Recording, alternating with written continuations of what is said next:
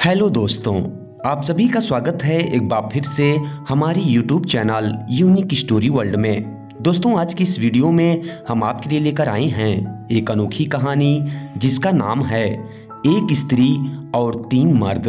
तो चलिए दोस्तों, आपका ज़्यादा समय ना लेते हुए इस कहानी को शुरू करते हैं।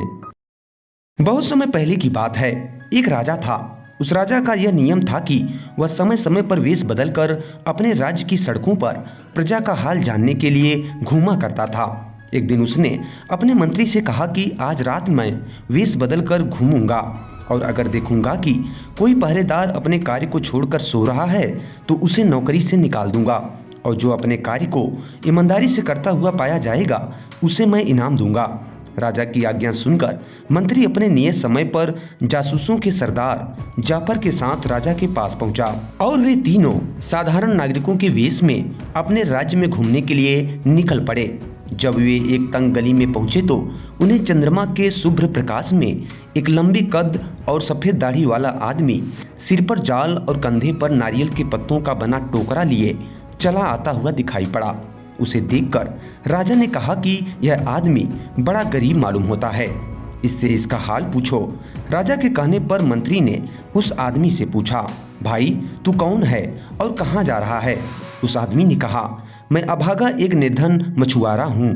आज दोपहर को मछली पकड़ने गया था, किंतु शाम तक मेरे हाथ एक भी मछली न लगी। मैं अब खाली हाथ घर जा रहा हूँ। घर पर मेरी पत्नी और कई बच्चे हैं जो भूखे हैं। मैं यह सोच रहा हूँ कि आज मैं उन्हें खाने को क्या दूंगा।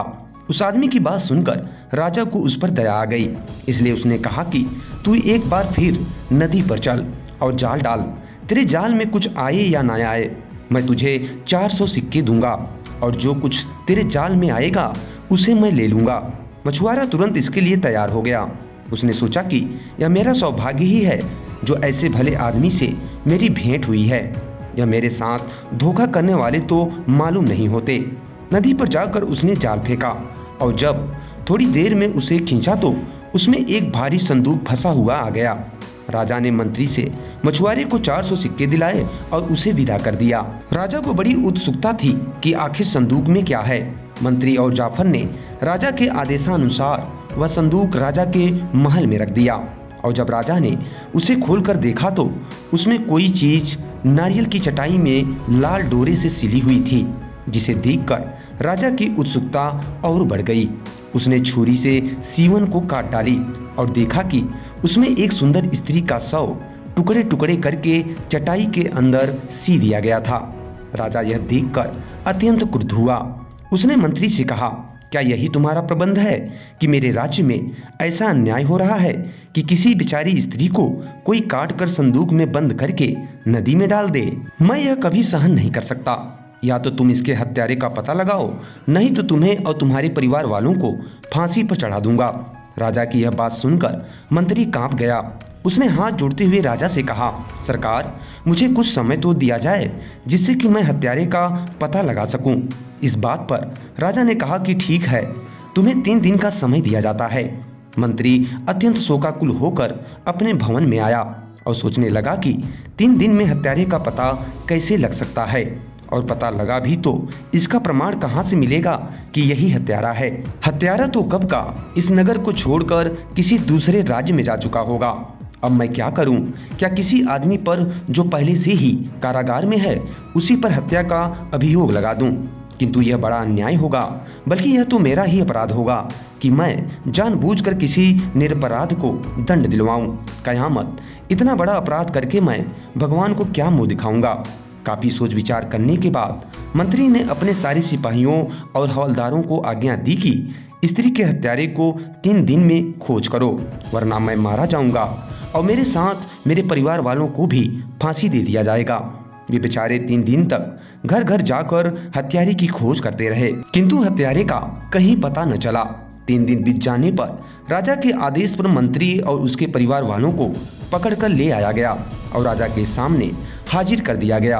राजा का क्रोध अभी शांत नहीं हुआ था, इसलिए उसने आज्ञा दी कि सबको फांसी दे दो। जल्लाद के निर्देशन में फांसी की सारी तैयारी पूरी कर ली गई। नगर में मुनादी कराई गई कि राजा के आदेश पर मंत्री और उसके परिवार वालों को फांसी दी जाएगी। जो आकर देखना चाहते हैं देख लें। सारे नगर में यह मालूम हो गया कि किस अपराध के लिए मंत्री और उसके परिवार वालों को फांसी पर चढ़ाया जा रहा है। कुछ समय के बाद मंत्री और उसके परिवार वालों को टिकटियों के नीचे लाया गया और उनकी गर्दनों में रस्सी के फंदे डाल दिए गए। वहां पर बड़ी भारी भीड़ जमा हो गई। उस राज्य के निवासी मंत्री को उसके सील और न्यायप्रियता के कारण उसे बहुत चाहते थे।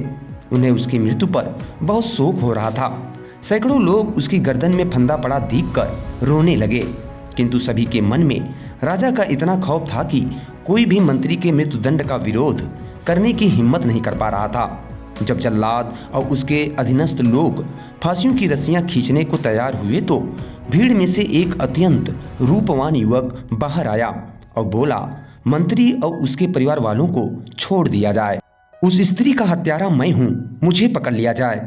मंत्री को अपनी प्राण रक्षा की खुशी भी थी, किंतु युवक की जवानी देखकर उसकी भावी मृत्यु से दुख भी हो रहा था। इतने में एक लंबे चौड़े दिल डौल वाला बूढ़ा आदमी भी निकल कर बोला, यह जवान झूठ बोल रहा है। इसने स्त्री को नहीं मारा है, बल्कि उसे मैंने मारा है। मुझे दंड दो।